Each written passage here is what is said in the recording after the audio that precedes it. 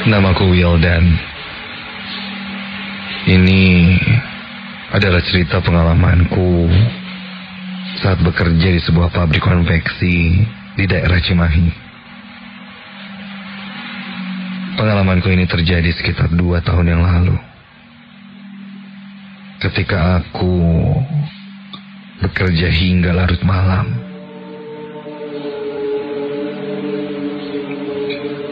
Malam itu, kebetulan aku baru mulai bekerja sekitar jam 7 malam. Ya, aku kebagian shift malam saat itu. Karyawan di pabrik konveksi ini sebenarnya tidak terlalu banyak. Hanya sekitar 20 orang saja.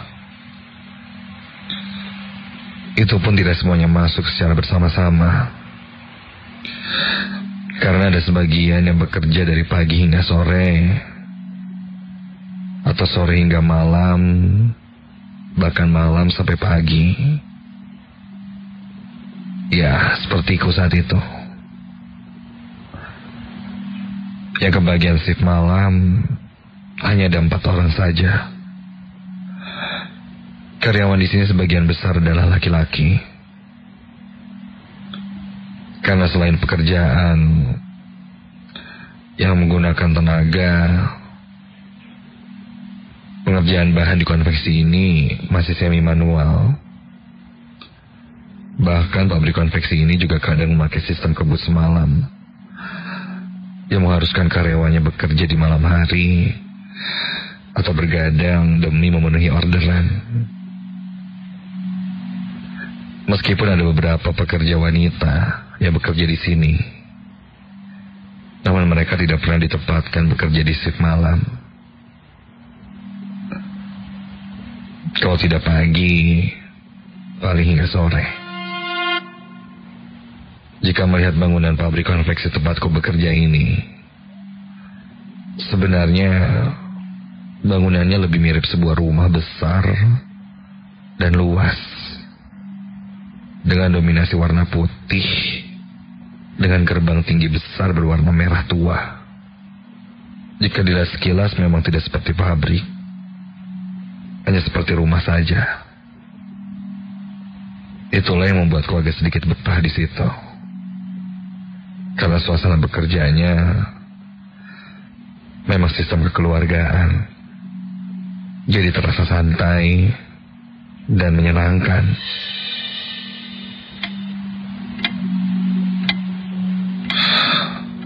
Malam itu, jarum jam di dinding menunjukkan jam 11 malam.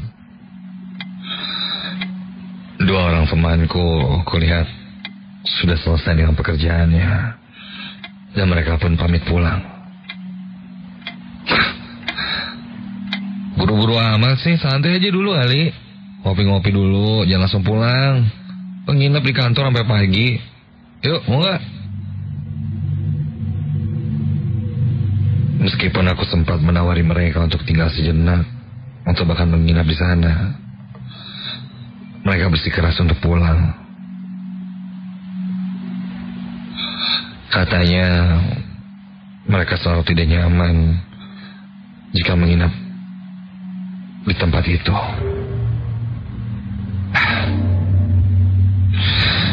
Sudah, aku pun tidak bisa memaksa. Lanjut aku melanjutkan pekerjaanku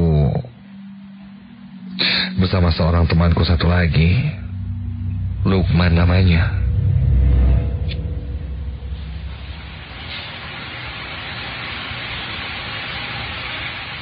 Singkat cerita, waktu pun berlalu dan semakin malam. Kulihat lagi jam ketika itu menunjukkan hampir jam 1 dini hari.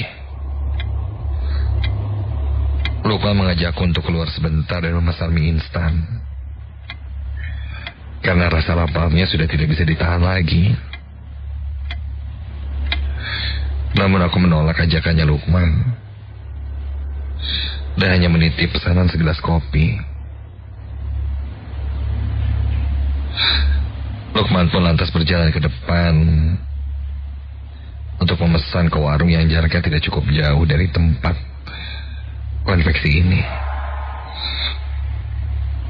Tak sampai 5 menit, aku lihat sekilas Lukman kembali dan berjalan menuju pintu belakang. Namun sebenarnya aku tidak melihatnya begitu jelas karena sedang fokus dengan jahitanku. Tapi yang jelas,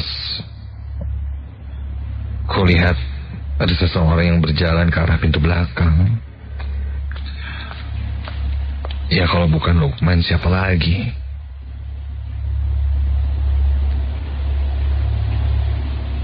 Tapi yang jadi pertanyaanku, untuk apa Lukman ke belakang? Penasaran,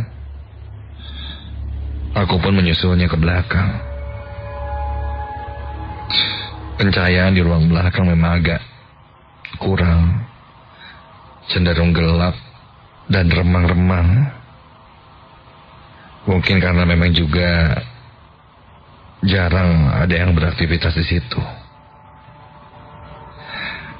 Jadi lampu-lampunya juga seadanya. Si Lukman ngapain sih ke belakang? Malam-malam kayak gini lagi.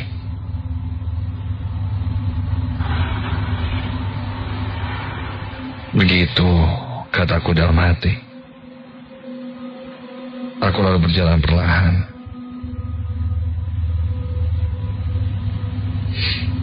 Karena di sekitar sana banyak bahan-bahan yang berserakan dan tercecer di lantai.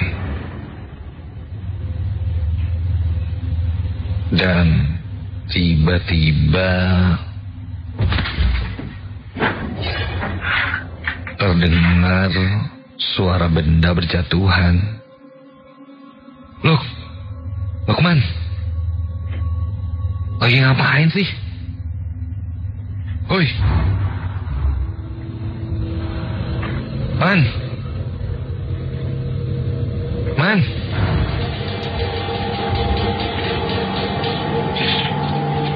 Ketika itu Lukman tidak menjawab sepatah kata pun.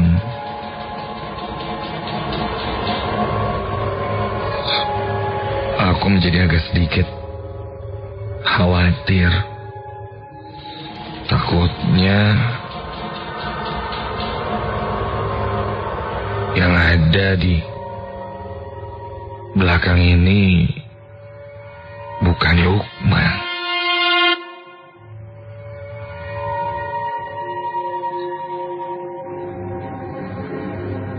Belum sempat terjawab siapa yang ada di belakang,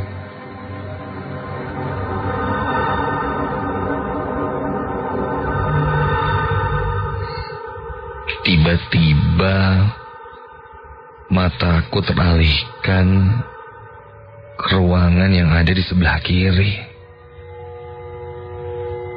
di mana itu adalah gudang penyimpanan bahan untuk dijahit. Di ujung mata kiriku itu, aku melihat ada seseorang yang sedang berdiri.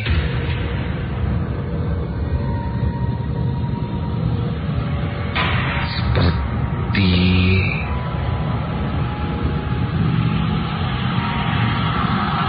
menghadap ke arah belakang dan membelakangiku.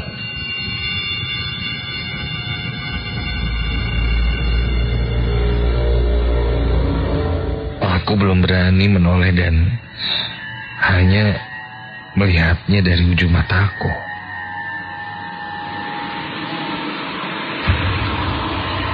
Dan jelas saat itu bukan Lukman. Karena sosoknya lebih tinggi dan badannya agak besar.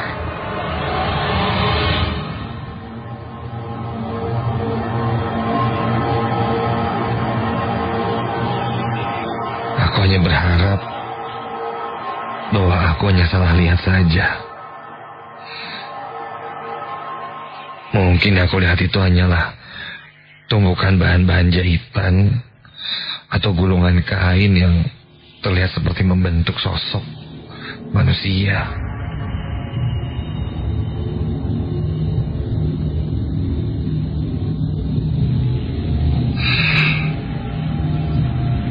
Aku pun beranikan diri untuk melihat ke arah sebelah kiri itu.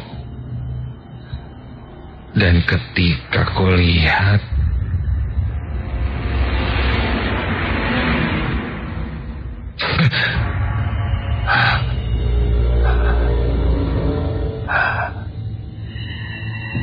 masih juga belum jelas itu apa.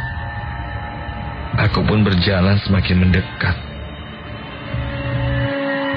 Sampai ketika semakin dekat kulihat, tiba-tiba,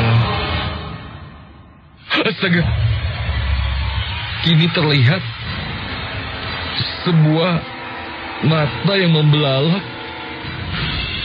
melihat ke arahku dari kegelapan itu, dan semakin jelas bergerak hingga, ya Tuhan, terlihat sosok tinggi besar dengan mata yang membelalak berwarna merah. Semakin tinggi dan semakin tinggi. Tubuhnya hitam pekat dengan bau yang sangat menyengat, bau busuk. Dan terlihat sosok itu tidak mempunyai mulut, namun wajah dan kepala dari sosok itu sangatlah menyeramkan. Rambutnya panjang acak-acakan dan terlihat kepalanya menggeleng ke kiri dan ke kanan sambil merunduk mendekati wajahnya ke arahku. Aku membatu, tak sanggup menggerakkan tubuhku. Bahkan untuk berteriak pun aku tidak bisa. Aku pun menjamkan mataku sampai tiba-tiba saja ada yang menepuk bahuku dari belakang. Kontan aku melihat ke belakang dan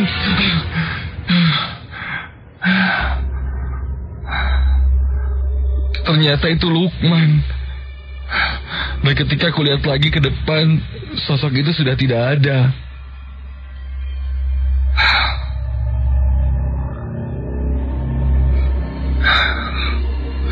Lukman bertanya padaku sedang apa aku di gudang itu.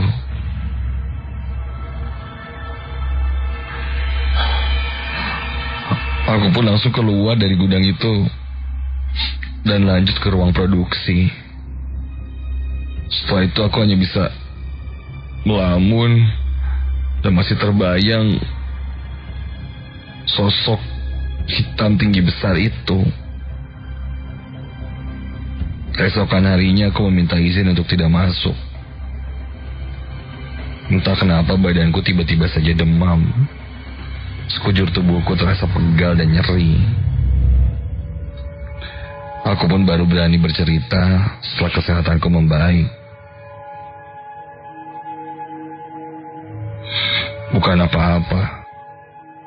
Setelah kejadian itu, aku mengalami kesulitan tidur dan mimpi yang mengerikan.